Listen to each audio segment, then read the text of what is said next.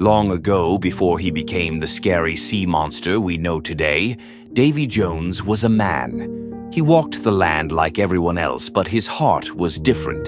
He was brave, proud, and loved the sea more than anything. But there was something else about him. He was not just a sailor. He was chosen for a very important job, a job bigger than any captain, bigger than any king. The sea herself had chosen him. You see, in the world of pirates and ships, there is a magical lady called Calypso. She is not just a person. She is the sea itself. She is the wind, the waves, the storms, and the calm waters. She loved the sea more than anything, and she needed someone to help her, someone to do her work when she could not. That someone was Davy Jones. Calypso gave Jones a mission. She told him to sail the seas forever and to take care of the souls of the dead. When sailors died at sea, lost and afraid, it was Davy Jones who was supposed to help them. He would guide them to the other side so they would not be alone. To do this job, Calypso gave him a magical ship, the Flying Dutchman. It was not like any other ship. It could dive underwater, faster than anything. It was alive, almost breathing, with ropes that moved like snakes and sails that never tore. With this ship, Jones could travel anywhere in the ocean, above or below. But there was one thing Calypso promised him. If he did his work faithfully for 10 years, then after those 10 years, he could step onto land again. And when he touched the land, she would be there, waiting for him. They were in love, or at least Jones thought so. 10 years is a long time, but he loved her so much that he agreed. He would do his job. He would take the souls of the dead. He would serve her. He would wait. And so he did. For 10 long years, Davy Jones sailed the seas. His ship collected the dead. His crew was made of men who had joined him, men who had promised to serve 100 years on the Dutchman in exchange for escaping death. Slowly, the ship began to look different. The longer the men served, the more they changed. They grew barnacles, shells, coral, even fish-like features. They became part of the sea. Jones himself started to change too, though at first it was small. At the end of the 10 years, Jones returned to land. He was excited, his heart beating strong. He wanted to see Calypso again. He wanted her to keep her promise. But when he arrived, she was not there. She had not come. She had broken her word. Davy Jones was crushed. His love for her turned into hate. His heart, once strong, was now full of pain and rage. He no longer cared about helping lost souls. He stopped guiding them to the afterlife. Instead, he dragged them into his service, trapping them on the Flying Dutchman. He twisted his mission into something cruel. But his pain did not stop there. Jones did something terrible. He cut out his own heart. He could not stand the hurt anymore, so he ripped it from his chest. He placed it in a wooden chest, which would later be called the dead man's chest. Whoever had his heart would control him. He buried it deep in the sand, far away, hoping no one would find it. Without his heart, Davy Jones became something no longer human. The sea cursed him. His face twisted and changed until he had tentacles like an octopus. His left hand became a giant crab claw. His skin turned slimy and green, and he could no longer walk on land. He was trapped at sea forever. His crew also became more and more like sea creatures, cursed and broken. Together they became a terrifying sight for any sailor who dared to cross them. From then on, Davy Jones ruled the oceans with fear. Sailors whispered his name at night. If you died at sea, they said your soul might be taken by Jones. Some said he would offer you a deal. You could serve 100 years aboard the Flying Dutchman instead of dying right away. Many desperate men agreed, not knowing that serving him meant losing your humanity piece by piece until you became unrecognizable. But even with all his anger, pain, and cruelty, Jones never stopped hurting inside. Deep down, he still loved Calypso. That love, mixed with his hate, made him even more dangerous. He was not just a monster. He was a broken heart with the power of the sea. And so the legend of Davy Jones began. Sailors called the bottom of the sea Davy Jones Locker, a place where lost souls go. His name became feared, whispered, and never spoken too loudly. This was only the beginning of his story. Years passed and the seas belonged to Davy Jones. His ship, the Flying Dutchman, could appear out of nowhere, striking fear into every sailor's heart.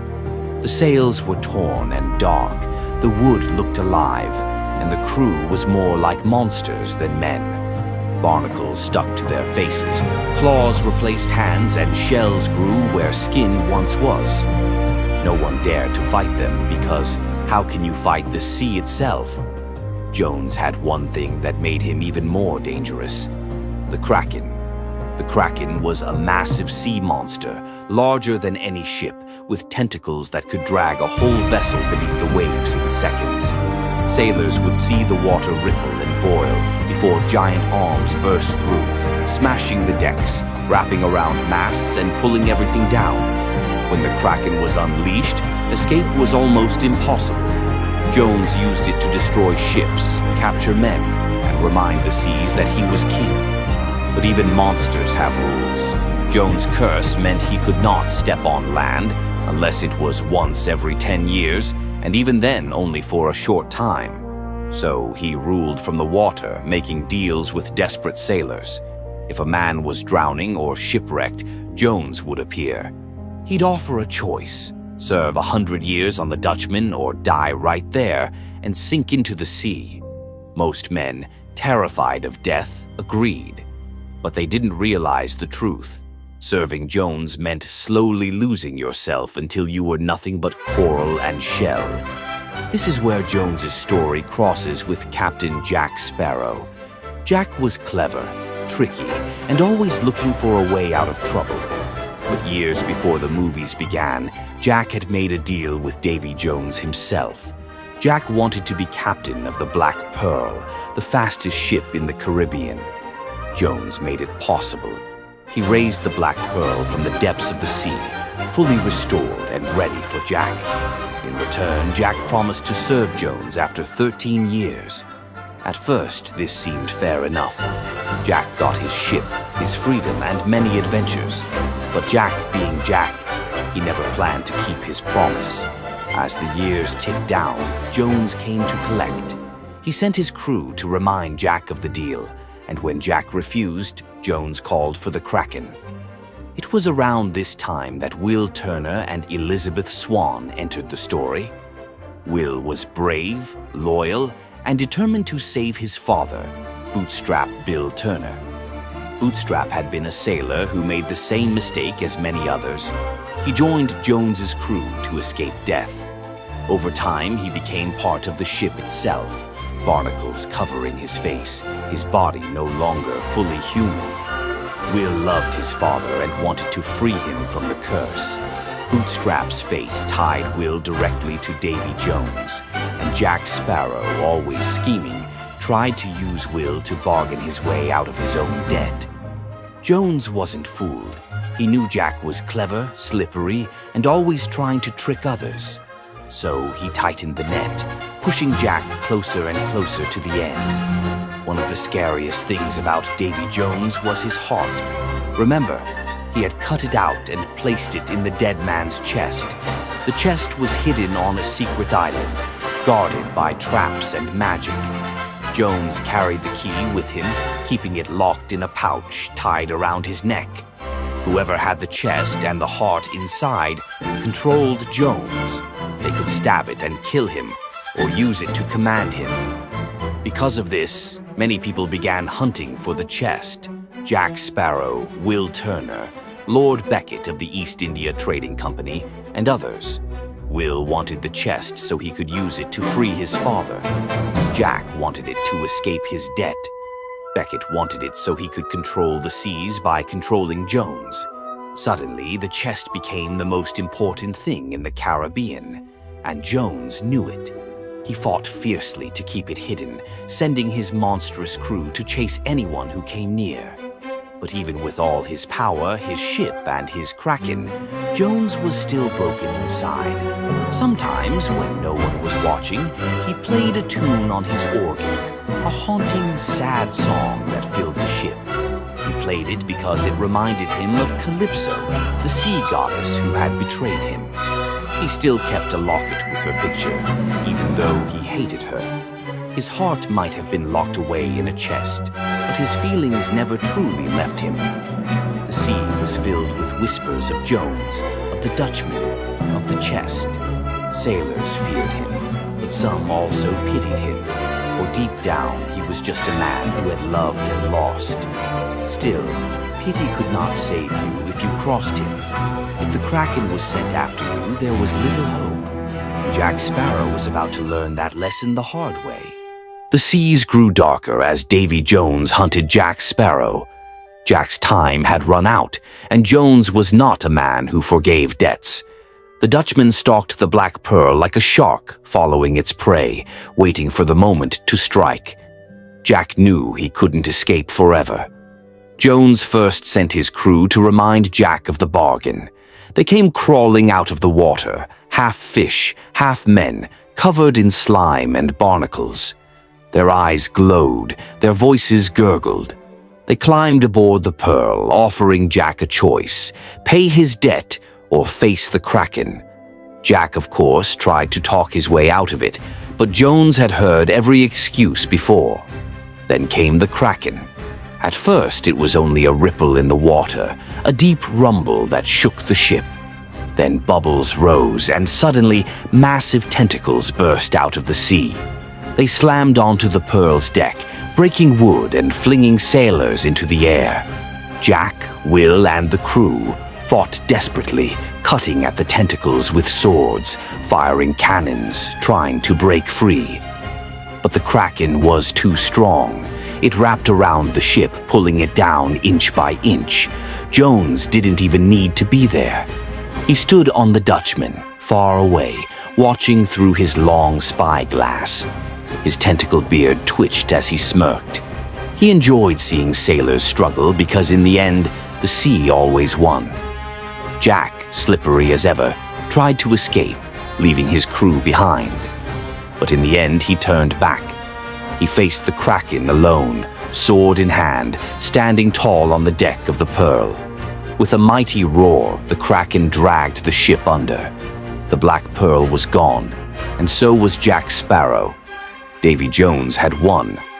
Or so he thought. You see, Jack's friends were not ready to let him stay dead. Will Turner, Elizabeth Swan, and the rest of the crew wanted to bring Jack back. To do this, they would need help from Tia Dalma, a mysterious woman who knew strange magic. She was wise, quiet, and lived by the sea. But here's the secret. Tia Dalma was really Calypso, the very sea goddess who had once loved and betrayed Davy Jones. She still cared for him, though she would never admit it.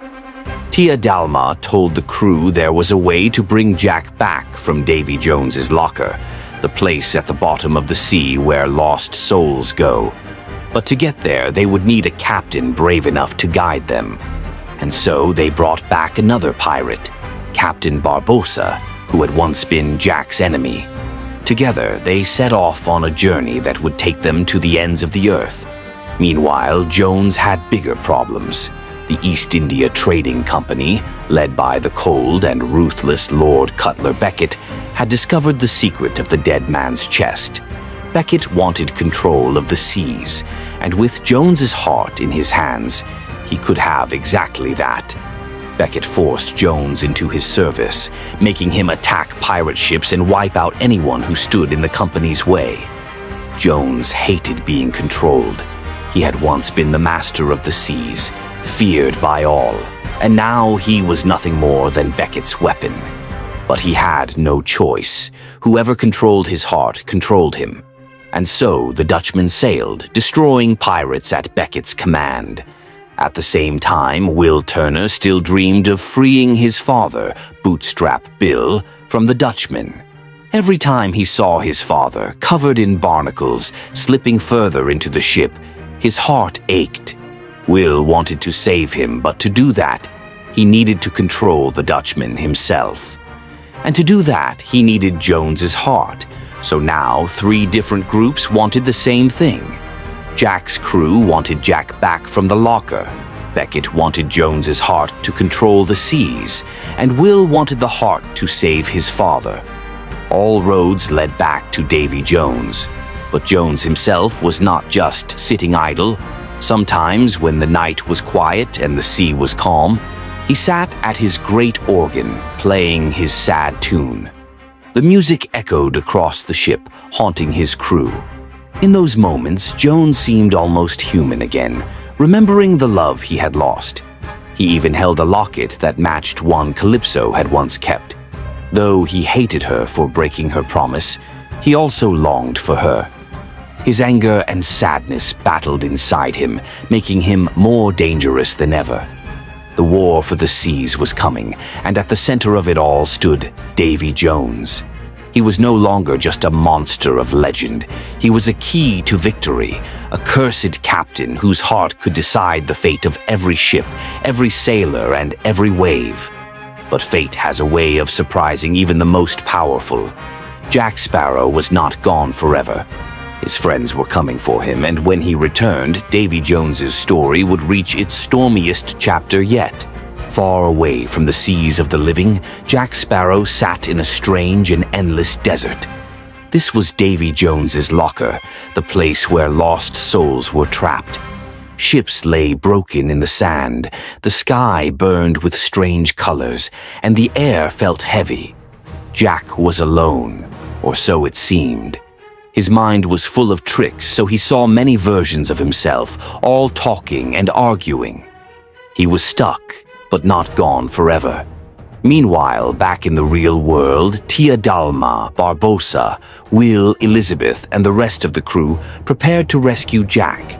To reach the locker, they needed to sail to the world's end. Their ship tipped over a giant waterfall, falling into darkness, and when they came through the other side, they found Jack and the Black Pearl waiting in the desert. Together, they pulled the Pearl back to the sea and returned to the land of the living. But while Jack's friends were rescuing him, Davy Jones was being forced to serve Lord Beckett. Beckett was clever and cruel. He didn't care about the sea or freedom. He cared about power. With Jones under his control, Beckett began destroying pirate ships everywhere. He sent the Dutchman across the oceans, sinking fleets, killing crews, and striking fear into all who resisted. The age of pirates was ending, and Jones's power was being used not for himself, but for a greedy man sitting behind a desk. Jones hated it. His face, covered with slimy tentacles, curled in anger whenever Beckett gave him orders. He longed to be free, but without his heart, he was trapped. Worse, his crew, who had once followed him because they feared and respected him, now saw that he was controlled. The Dutchman still obeyed, but the soul of the ship was breaking. In the middle of this storm, Will Turner tried to make his own plans. He wanted to free his father, Bootstrap Bill, who was slowly losing his mind after so many years on the Dutchman. His body was fusing with the ship, barnacles growing over his face, his memory fading. Will believed that if he killed Jones and took his place as captain of the Dutchman, he could free his father. So Will thought about betraying Jack to reach his goal. Elizabeth Swan also found herself caught in the chaos. Once a governor's daughter, she was now a pirate, strong and bold. But she carried guilt for Jack's death when the Kraken had taken him. She wondered if she had made the right choices, if the sea would ever forgive her. As for Jack Sparrow, once rescued from the locker, he returned to his usual self, clever, sneaky, and impossible to trust. Jack wanted the dead man's chest for himself, because whoever had it controlled Davy Jones. Jack liked the idea of holding power over the sea's most feared captain.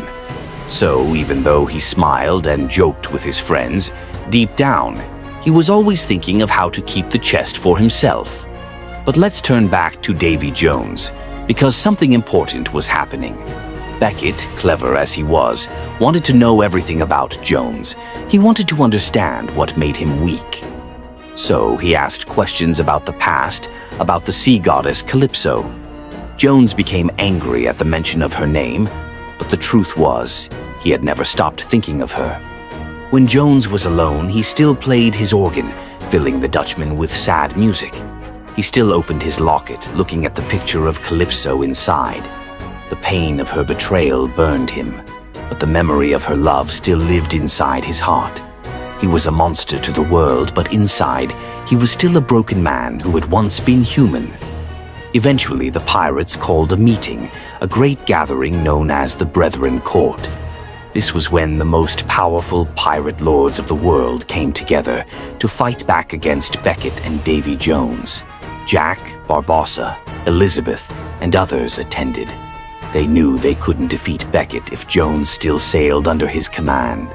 To win, they needed to break Jones free of Beckett's control or destroy him. And there was only one way to do that: find the dead man's chest and stab the heart inside. Whoever did so would kill Jones, but they would also take his place as captain of the Dutchman, cursed to sail forever and ferry lost souls. It was a heavy price. As the Brethren Court planned their rebellion, Beckett tightened his grip. He forced Jones to sink more ships, to spread more fear, and to prepare for a final battle. Beckett believed he was unstoppable. He had the Dutchman, he had Davy Jones, and he had the Kraken. The pirates didn't stand a chance. But what Beckett didn't know was this: the sea herself still had a say. Calypso, trapped in human form as Tia Dalma, was waiting. The pirates, desperate for help, considered setting her free.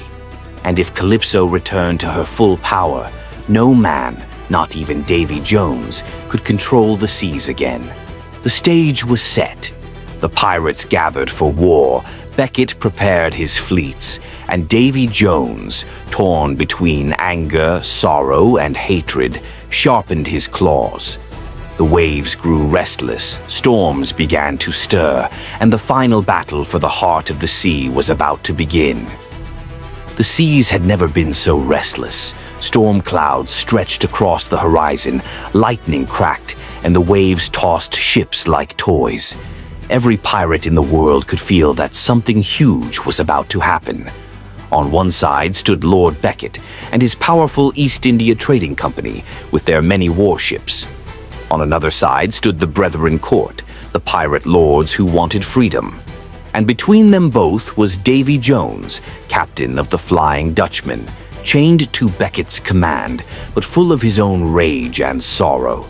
Before the pirates could fight Beckett, they needed help from someone greater than all of them: Calypso. Tia Dalma, who had guided Jack's crew and helped them rescue him from the locker, was finally revealed to be Calypso, the goddess of the sea. The pirates argued about what to do with her. Some feared her power. Some thought she would betray them. But Barbossa was clever. He knew that the only way to fight Beckett and Jones was to set her free. So, in the middle of a stormy night, the pirates gathered around Tia Dalma. They spoke the words, performed the ritual, and released her from her human form. She rose from the deck, her hair flowing like waves, her eyes glowing with power. For the first time in years, Calypso was free. And how did she respond? Not with kindness, not with mercy. She was furious. She grew taller and taller, her voice like thunder, her arms stretching out like the ocean itself. She had been trapped by men for too long, betrayed and used, and at the center of her anger was one man, Davy Jones. When Calypso was freed, she did not attack the pirates or Beckett. Instead, she vanished into the sea. But her fury did not fade. She stirred up a storm so massive it swallowed the horizon. Waves rose like mountains, whirlpools opened in the sea, and lightning turned the sky white. This was her rage, her answer to being bound in human form for so long. As the storm grew, Beckett ordered his fleet to prepare for battle. His warship, the Endeavour, stood tall, clean, and proud. He believed his cannons and numbers would crush the pirates. But he made one mistake. He thought he could control the sea. On the other side, the pirates made their stand. Jack Sparrow, Elizabeth Swann, Will Turner, and Barbossa all stood on the Black Pearl. The Brethren Court had argued endlessly, but at last they chose Elizabeth as their pirate king, surprising everyone. She gave a rousing speech, her voice carried by the wind, reminding the pirates that freedom was worth dying for. The crews cheered, raising their swords, ready for the final fight. But in truth, this was not just a war between pirates and Beckett. It was also the end of Davy Jones's story. His pain, his betrayal, his curse, all of it was rushing toward this battle. Jones stood on the deck of the Dutchman as the storm raged. His tentacles twitched, his claw clicked, and his strange fish-like eyes glared across the water. Inside, he burned with anger. He hated Calypso for abandoning him. He hated Beckett for controlling him. And he hated Jack Sparrow for slipping away again and again. He longed to crush them all beneath the sea. The battle began with thunder. Cannons roared, smoke filled the air, and the Dutchman clashed with the Black Pearl. The two great ships circled each other, firing broadsides, their crews leaping from deck to deck in a storm of swords. The waves lifted them high, then crashed them down, and all the while Calypso's fury spun the sea into a giant whirlpool. The Pearl and the Dutchman were pulled into it, locked together in a deadly dance. Jones was unstoppable. He swept across the decks, his tentacles lashing, his claws snapping. He fought with fury, striking down anyone in his path. His crew, monstrous and loyal, followed him into the fray. On the other side, Jack and Will fought desperately, dodging, cutting, and climbing as the storm threatened to swallow them all. But Jones's true battle was not with swords. It was with his own heart. Deep down, he was still the man who had once loved Calypso. Even as he fought, he carried the memory of her, the pain of her broken promise. The sea around him, raging and wild, was proof that she had not forgotten him either. Her storm was his curse come to life. As the whirlpool pulled the ships deeper and deeper, it became clear. This battle was not just about pirates or Beckett. It was about the fate of Davy Jones himself. His heart, hidden in the dead man's chest, was out there on the deck of another ship. Whoever reached it would decide his end. And so, in the middle of lightning and roaring waves, the fight for Davy Jones's heart began. The whirlpool spun faster and faster, sucking the Black Pearl and the Flying Dutchman toward its center. Rain hammered down, thunder shook the skies, and lightning lit up the faces of men and monsters alike. The sea goddess Calypso had unleashed her fury, and no one could escape it. On the Pearl, Jack Sparrow swung his sword, dodging monstrous sailors with shells on their faces and crab claws for hands. On the Dutchman, Davy Jones himself roared as he slashed through pirates, his tentacles whipping around to grab and throw men overboard. The storm belonged to him, or at least he thought so. Will Turner and Elizabeth Swann fought side by side, their blades clashing against Jones's cursed crew. Will's mind was sharp and steady. He wanted to reach Jones's heart, hidden in the dead man's chest, to free his father and end the curse. Elizabeth fought with fire and fury, knowing that the battle was not only for freedom, but also for the love she carried for Will. Jones spotted them through the storm. His eyes narrowed and he stormed across the deck, his crab claw raised. He slammed it down on the wood, splitting planks as he snarled, "Do you fear death?" His voice was deep and wet like the bottom of the ocean. Will raised his sword, but Jones was too fast. Tentacles whipped out, grabbing Will by the throat and slamming him into the mast. Jones sneered, "You will serve 100 years before the mast." He was ready to drag Will down, to make him part of the Dutchman forever. But Jack Sparrow wasn't about to let that happen. With his usual grin, he swung down from a rope, slashing at the tentacles and pulling Will free. "Sorry, mate," Jack said, winking, "but I'm going to need him alive." Jones turned his fury on Jack. Tentacles lashed, claws snapped, and soon the two captains were locked in a fierce duel. Jack darted about, dodging, mocking, fighting with his clever tricks, while Jones loomed over him, striking with inhuman strength. Every clash of their swords sent sparks flying in the storm. Meanwhile, Elizabeth and Will fought to keep the crew of the Dutchman from overwhelming them.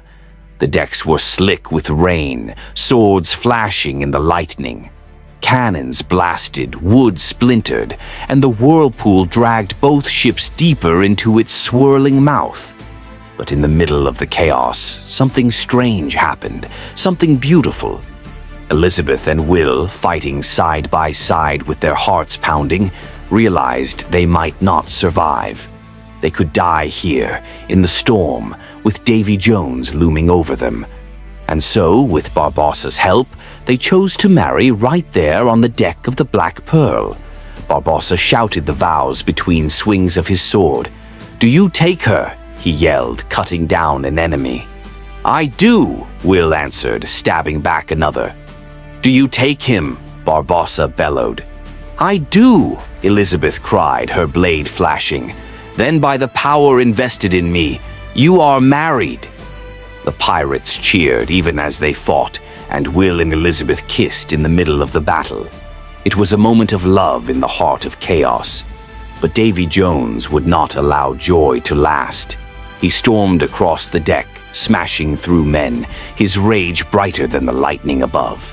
He faced Elizabeth and Will together, snarling, his claw raised high. He wanted to crush their hope, to tear their love apart, because his own love had been destroyed long ago. Jack, meanwhile, had slipped away, climbing toward the dead man's chest. He knew the battle would only end if someone stabbed Jones's heart. He reached for the chest, the key glinting in his hand, but before he could make his move, Jones appeared. Tentacles wrapped around Jack, slamming him to the ground. Jones towered over him, snarling, "You are a hard man to kill, Sparrow." His claw closed in, ready to strike. Jack wriggled free, slipping away as always, but Jones was relentless. Then came the moment that changed everything. Jones stabbed Will Turner through the chest. The blade sank deep and Will collapsed, gasping, his life fading away. Elizabeth screamed his name, trying to reach him, but Jones held her back with his tentacles. Jack saw his chance. He still held the key, and the dead man's chest was right there. He looked at the heart inside, then at Will, dying in Elizabeth's arms. For once, Jack Sparrow made a choice that wasn't just about himself. He pressed the key into Will's hand. With the last of his strength, Will's fingers closed around it. Together, Jack and Elizabeth helped Will drive the sword into Davy Jones's heart. Jones's eyes widened in shock. He looked down, the blade piercing his chest, and for the first time he was silent. His tentacles quivered, his claw dropped, and he staggered backward. The storm roared louder, as if the sea itself cried out. Davy Jones, the terror of the seas, the cursed captain of the Dutchman, fell into the whirlpool. He sank into the dark, swallowed by the waves he had once ruled. His body vanished beneath the water, leaving only ripples behind. The battle was not yet over, but Davy Jones was gone. The whirlpool roared as Davy Jones sank into the dark, swallowed by the sea he had ruled for so long. His tentacles vanished beneath the waves, his claw slipped from sight, and the ocean closed over him. The mighty captain of the Flying Dutchman was gone. But his story wasn't finished, because when Will stabbed Jones's heart, something else happened, something no one expected. Whoever struck the heart was cursed to take Jones's place. The Dutchman needed a captain. The ship itself demanded it. And now that captain was Will Turner. Elizabeth held Will in her arms as he gasped for breath, still bleeding from Jones's sword. Tears mixed with the rain on her face. She had just married him, only to lose him in the very same battle. But as the Dutchman's crew gathered around, something changed. Bootstrap Bill, Will's father, stepped forward. He looked at his son with pride, barnacles clinging to his face. "The Dutchman must have a captain," he said. Slowly, carefully, they placed Will's body onto the deck of the Dutchman. Then the ship began to glow with strange, eerie light. Its planks creaked, its ropes tightened, and its sails filled with wind, though no wind blew. The ship itself was alive, and it was giving Will new life. Elizabeth watched as her husband's chest rose again. The wound from Jones' sword healed. His eyes opened, not weak, but filled with power. He stood tall, stronger than before, his heart no longer in his chest, but locked away inside the dead man's chest. Will Turner was the new captain of the Flying Dutchman. The crew cheered. Barnacled, slimy, monstrous men straightened up as though freed from years of chains. They were still cursed, still part of the ship, but under Will's command they had hope. No longer would they serve a cruel master who had twisted his duty. Will would guide souls as Jones was meant to long ago. But the battle wasn't over yet. Lord Becket still commanded the East India Trading Company's massive fleet. His grand ship, the Endeavour, stood tall, bristling with cannons. He thought he still had control. But now the Dutchman had a new captain. The Flying Dutchman and the Black Pearl turned together, side by side, their sails whipping in the storm. For the first time, they fought as allies. Their cannons roared in unison, tearing into the Endeavour. The ship exploded with fire, splintered into pieces, and sank into the sea. Becket, who had thought himself master of the oceans, was destroyed in an instant. With their leader gone, the rest of the company's fleet fled. The pirates had won. The sea was theirs again, wild and free. But victory came with a heavy price. Elizabeth knew she could not stay with Will. As captain of the Dutchman, he could not set foot on land except once every 10 years. It was the curse that had bound Davy Jones, and now it bound him too. His duty was to ferry lost souls, to guide the dead to the next world, just as he was meant to. Elizabeth's heart broke. She kissed him with all the love she had, knowing it might be the last time for years. Will promised he would return in 10 years, and when he did, he would be hers again, even if only for a day. Then the Dutchman slipped beneath the waves, vanishing into the deep with its new captain. Jack Sparrow, watching from the Pearl, smirked softly. He had lost the chest. He had lost his chance to control the seas. But he had survived. And survival, for Jack, was always enough. As for Davy Jones, his body was gone, but his story would never be forgotten. Sailors still whispered about him, about the monster with tentacles for a face, about the kraken that dragged ships down, about the cursed chest with a beating heart inside. His name lived on in Davy Jones Locker, the place where sailors feared their souls would go. And though he had been cruel, there was sadness in his tale. For at the beginning he had been a man given a duty by the sea. He had been a lover, a guardian of souls, a captain with a noble task. But betrayal and heartbreak had twisted him, turning him into a monster. His end was tragic, but perhaps with Will Turner as captain, the curse of the Dutchman had finally been set right. The storm began to fade, the waves calmed, and the sea grew quiet once more. But the memory of Davy Jones lingered, like a shadow beneath the surface, reminding every sailor that the ocean always has secrets, and some are better left undisturbed. After Davy Jones was gone, the seas grew calmer, but they were still wild and unpredictable. Will Turner, now captain of the Flying Dutchman, had a new duty that would change his life forever. He was no longer a regular man with a ship and a crew of friends. He was now bound to the Dutchman, carrying the souls of the dead to the next world, guiding lost sailors safely across the oceans. Will quickly realized what his job meant. He could only step on land once every 10 years. That meant 10 long years without Elizabeth, without his friends, and without life as he knew it. It was a heavy burden, but Will was brave, and he knew that he had a duty to the sea, just like Davy Jones had once had. Unlike Jones, Will would carry out his duty with honor, guiding the lost with kindness rather than cruelty. The Dutchman became his home, and its crew, once monstrous and barnacled, became his companions. Will treated them fairly, and over time they followed him, not because they feared him, but because they trusted him. He gave them purpose again, and slowly the ship felt less like a prison and more like a place of work and care. Meanwhile, on the Black Pearl, Elizabeth waited. She could not be with Will except for the brief moment when the Dutchman could touch land. Each year, she looked to the horizon, wondering if he was safe, imagining the ship cutting through waves, carrying him across the deep seas. Even though 10 years was a long time, her love never faded. The legend of Davy Jones continued to linger in stories. Sailors still whispered about him at night, warning of his tentacle face, his crab claw, the kraken, and the dead man's chest. Many did not know that he had been defeated, that a new captain now guided the Dutchman.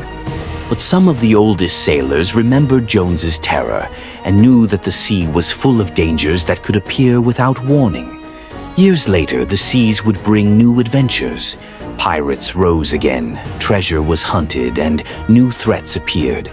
Even though Davy Jones was gone, his shadow lingered.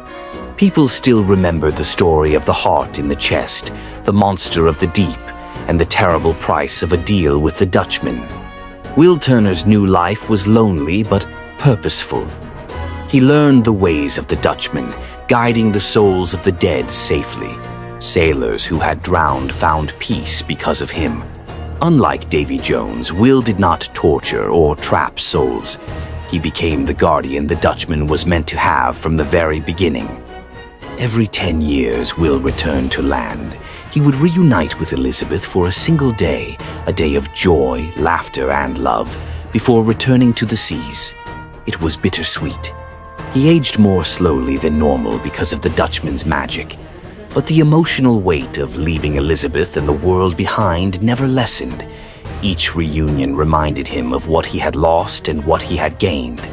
And even though he was no longer Davy Jones, the stories of the past never truly disappeared. Children in port towns whispered about him, and sailors warned each other to respect the sea. The Dutchman still appeared out of nowhere, and those who saw it remembered the terrible captain who once ruled the waves. But now, with Will Turner at the helm, the story was not just one of fear, it was also one of hope. Some say that on stormy nights you can hear the echo of Jones' organ deep beneath the waves, but those echoes are not Davy Jones himself. They are the memory of a man who was once human, who was betrayed, and who learned the price of love and duty. Will Turner carries on that legacy, keeping the story alive in a new, better way. The seas, as always, are full of secrets. Ships appear and disappear, treasures are hidden, and legends rise from the depths. But the tale of Davy Jones, the Kraken, the dead man's chest, and the Flying Dutchman remains one of the greatest stories the ocean ever told. And so, life continued.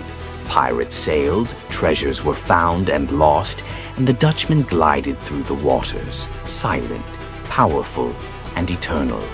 Its captain, Will Turner, guided lost souls, watched over the seas, and waited for the day he could step on land with Elizabeth once more. Even in defeat, Davy Jones' story shaped the oceans forever. His curse, his heartbreak, his rage, and his power became part of every pirate's tale, and though he is gone, the legend lives on, reminding all who sail the seas. Never make a deal with the captain of the Flying Dutchman. Even after Davy Jones was gone and Will Turner had become captain of the Dutchman, the sea never forgot him. The oceans are full of memories, and sometimes the past comes back to haunt the present. Pirates, sailors, and treasure hunters whispered that the Flying Dutchman still sailed, carrying lost souls, and that its former captain's shadow lingered in the depths. Years later, new dangers arose. A man named Henry Turner, Will and Elizabeth's son, was growing up and learning about his father's fate. He heard stories of Davy Jones and the Flying Dutchman, of the Kraken, and of the dead man's chest. To Henry, these were not just stories. They were warnings, lessons, and the memories of a man who had once been the most feared captain on the seas. But the past cannot stay buried forever. Strange storms, mysterious disappearances, and the echoes of the Dutchman reminded the world that Davy Jones's legend was not gone. Even though Will was now captain, people still remembered Jones's monstrous face, his tentacles, and the terror he had caused. Some said that on quiet nights, the Kraken still lurked somewhere deep, waiting for the command of a captain who had once ruled the sea. In Dead Men Tell No Tales, the story of Jones became important again. A villain wanted to control the seas, just as Beckett had before. He sought the power of the Flying Dutchman and the memory of Davy Jones to dominate all pirates. The legend of Jones was used as a warning and a tool, a reminder that the ocean can be cruel and that some powers should never be tampered with. Even as the world changed, sailors, pirates, and storytellers remembered Davy Jones. Children in coastal towns learned about him in hushed whispers. The man who once loved, the monster who ruled, the captain whose heart was stolen, and the legend who was defeated but never forgotten. His name became a symbol of both fear and caution. Davy Jones Locker remained the scariest place a sailor could imagine, even if the captain himself was gone. And yet, Davy Jones' story was also a lesson. He had been human once, given a duty to guide souls, and he had failed because of heartbreak and anger. But Will Turner, who took over the Dutchman, showed that even a cursed life could be honorable. The Dutchman became a ship of purpose, not terror. The legend of Jones was remembered not just for fear, but also as a story of what happens when love, betrayal, and duty collide. The oceans, always vast and mysterious, held both the memory of Davy Jones and the new era of Will Turner. Sailors knew that the past could return, that legends can rise from the deep, and that the sea is alive with stories. Jones may have been gone, but his shadow, his lessons, and his terrifying presence stayed alive in the minds of all who sailed. The Kraken, the Flying Dutchman, and even the dead man's chest became symbols of the past, a reminder that some curses, some legends, and some monsters are never fully defeated. They live in stories, in fear, and in the sea itself. And Davy Jones, the man who became a monster, was the greatest of all those legends. Now here's part 10, the final chapter, wrapping up Davy Jones' life, legacy, and how the world remembers him. Part 10. Time passed and the world of pirates changed. Ships came and went, treasures were found and lost, and new captains rose to rule the waves. But the story of Davy Jones never faded. Sailors still told his tale, warning children about deals with the sea, about a man who cut out his own heart, and about the Kraken that could drag entire ships beneath the waves. Will Turner, as captain of the Flying Dutchman, continued his duty. Every 10 years he returned to land to see Elizabeth, living one day of freedom and love before returning to the sea. He guided lost souls, protected the oceans, and kept the balance that Davy Jones had once failed to maintain. The Dutchman, under Will's care, became a ship of mercy rather than terror. Even though Davy Jones was gone, his story shaped the world. Pirates learned to respect the sea. Sailors remembered that the ocean is alive, that it has rules, and that deals with magical beings are never simple. His name became a legend, one that carried both fear and lessons, a warning not to let anger and heartbreak rule your actions, and a reminder that duty and honor are stronger than vengeance. Children in port towns whispered about him at night. "Beware, Davy Jones," they would say, "or you'll end up in his locker." They did not know that the man behind the legend had once been human, had loved, had been betrayed, and had been cursed. But the legend itself was enough to keep the sea mysterious, full of adventure, danger, and stories waiting to be told. The dead man's chest, the Flying Dutchman, and even the echoes of the Kraken became symbols of courage and caution. Pirates remembered Davy Jones not just as a monster, but as a part of the ocean's history, a man who had been powerful, broken, feared, and long ago, before the seas trembled at his name, Davy Jones was just a man. He was a sailor, proud and bold, someone who loved adventure, the wind in his hair, and the smell of salt water. He was strong, clever, and brave, but even the strongest men can be touched by magic, and the magic of the sea is older than anyone can imagine. The sea has many secrets, and among them was a being who ruled the oceans in her own way, Calypso. She was no ordinary woman. She was the sea itself. She could calm storms or whip waves into mountains. She could make fish leap from the water or sink entire fleets. Her heart was as deep and mysterious as the ocean, and she saw something special in Davy Jones. She chose him for a task bigger than any pirate or king could imagine. Calypso's task was simple, yet enormous. Davy Jones was to become the guardian of the dead. Sailors who died at sea, lost and scared, would be guided by him to the other world. He would ferry their souls, give them safe passage, and make sure they were not lost forever. To help him, she gave him a ship unlike any other, the Flying Dutchman. The Flying Dutchman was alive in a strange way. Its ropes moved like snakes, its sails stretched with the wind even when there was none, and it could dive below the waves faster than any other ship. It was made to sail both above and beneath the sea, to chase storms and track lost souls across the oceans. And it was Davy Jones to command. Calypso told Jones that he would have to serve her for 10 years. 10 long years would pass where he would never set foot on land except once, and after those 10 years, he would be free. She promised him that when the time came, she would meet him on the shore.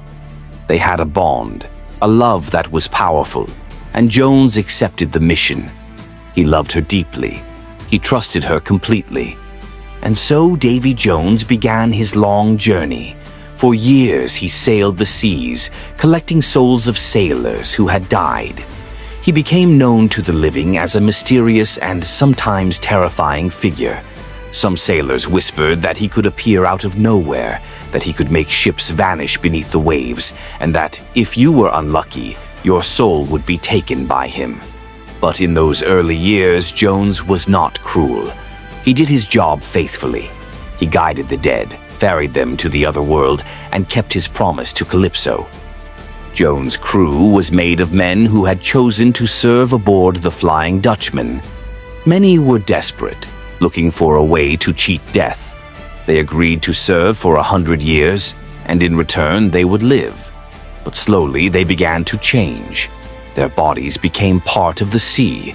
Their skin grew barnacles and shells. Some developed claws, fins, or even tentacles. Over the years, the ship and its crew became something extraordinary and terrifying. But Jones was still human, still the man chosen by Calypso. 10 years passed quickly for him. Each year, he waited for Calypso's return. Each day, he hoped to see her on the shore. But when he finally returned, he found that she had not come. She had betrayed him. She was gone, leaving him waiting, broken and alone. This was the moment when Davy Jones's heart turned to darkness. His love for Calypso, which had been so strong, twisted into rage. His pain was unbearable, and in a desperate, cruel decision, he did something no one else could imagine. He cut out his own heart. He placed it in a special wooden chest, the dead man's chest, which could be hidden, protected, and controlled. Whoever had the chest had control over him. He buried it carefully, thinking no one could ever use it against him. With his heart gone, Jones began to change. His body twisted under the sea's magic. His face became green and slimy. Tentacles grew where his beard had been. His left hand turned into a giant claw, and his skin was covered with barnacles and coral. He could no longer step on land without great suffering, and he became bound to the Dutchman and the oceans forever. His crew, too, became monsters, half human, half sea creatures. Together, they became a sight no living person could forget. From then on, Davy Jones ruled the oceans with terror. Sailors whispered about the Kraken, a giant sea monster that he could summon to crush ships in seconds. He demanded service from desperate men, dragging them aboard the Dutchman to serve 100 years in exchange for avoiding death. Slowly, over time, they too became part of the ship, losing their humanity until they were more creature than man. But beneath the fear and rage, there was still a broken heart. Davy Jones never stopped thinking of Calypso, never stopped remembering the love that had been betrayed. He became both terrifying and tragic, a man turned monster by pain, loss, and betrayal. During his reign, Jones met many men and women who tried to challenge him, cheat him, or escape him. One of the most famous was Jack Sparrow, a clever pirate who tricked Jones once to get the Black Pearl. Jack had promised to serve Jones in return, but as always, Jack found a way to escape, earning the eternal hatred of the Dutchman's captain. Later, Jones' story intertwined with Will Turner, a brave sailor whose father had been captured by Jones long ago. Will wanted to free his father, while Elizabeth Swan sought to help her friends survive. Jones's heart, hidden in the dead man's chest, became the central object of battles, schemes, and dangerous deals. Lord Becket, a cruel man of the East India Trading Company, learned the secret of the chest and sought to control Jones for his own power. Jones became trapped, fighting not only the pirates but also the man who held his fate in his hands. He became angrier, more ruthless, and more dangerous than ever. Even as storms raged and ships sank beneath him, he remained a tragic figure, a man cursed by betrayal and bound by magic. And yet, despite his cruelty, Jones was not without complexity. He sometimes played haunting music on his organ, remembering the love and heartbreak of his past. He carried a locket of Calypso's image, proof that even a monster could not erase the memory of love. His rage, power, and fearsome presence became legendary, yet beneath it all, he was a broken man who had lost everything that once made him human. After Davy Jones transformed into the monstrous captain of the Flying Dutchman, the oceans became his domain. His ship could appear out of nowhere, emerging from fog or waves, terrifying sailors who only caught a glimpse before it was too late. The Flying Dutchman was not just a ship. It was alive in a strange, magical way. Its sails stretched and pulled with the wind even when the air was calm. Its planks creaked as though the ship itself had bones and lungs, and its crew, twisted by years of service, moved with uncanny precision, more monster than man. Jones's power grew with every ship he captured and every soul he ferried. The Kraken, his monstrous sea creature, became the ultimate weapon. With eyes like glowing orbs and tentacles that could wrap around a vessel as easily as wrapping one's arms around a barrel, the Kraken was unstoppable. Whole ships could vanish in minutes, dragged under the waves while their crews screamed. Sailors whispered stories of seeing the creature's massive form in the dark, its tentacles thrashing, its eyes glowing like lanterns, and they trembled at the thought of encountering it. Yet Jones's reign was not merely about terror.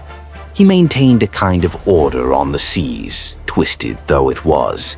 Ships that surrendered could be spared. Desperate sailors could be offered a choice: die or serve aboard the Dutchman for 100 years. Many took the deal without understanding what it truly meant. Serving on the Dutchman was a slow, painful transformation. Men became part of the ship, their humanity fading as coral and barnacles grew over them, their hands turning into claws or pincers. Time became meaningless, life stretching endlessly as they roamed the seas as part of the ship. In the early years, Jones remained loyal to Calypso, though his heart had been cut out. He thought that if he served faithfully, if he ruled the seas and guided the lost, perhaps she would return. He placed his trust in her once again, hoping for reconciliation. But Calypso, ever unpredictable, never came. That betrayal, combined with the unnatural loneliness of the Dutchman, hardened Jones. His cruelty intensified, and the man who once had a heart now became a legend of terror. As decades passed, many tried to challenge him. Some were foolish pirates seeking treasure, others were sailors trying to cheat death. One of the cleverest and most persistent of all was Jack Sparrow.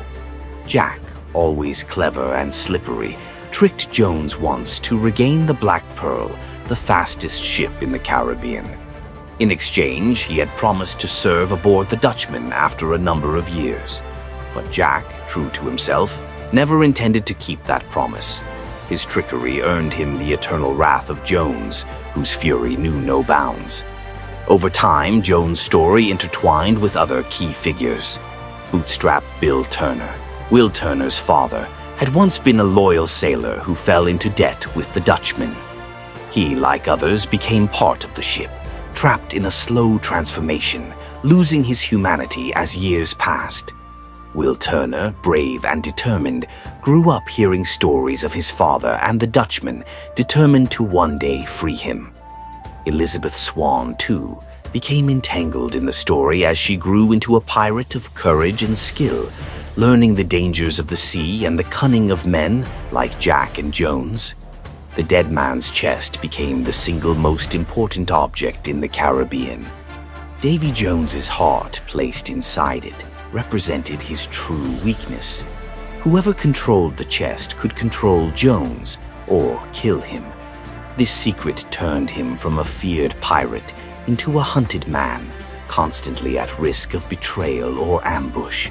Lord Becket, the cold and calculating head of the East India Trading Company, discovered the chest's power and sought to bend Jones to his will. Suddenly, the seas were no longer just ruled by Jones. They became a chessboard for the ambitions of men seeking ultimate control.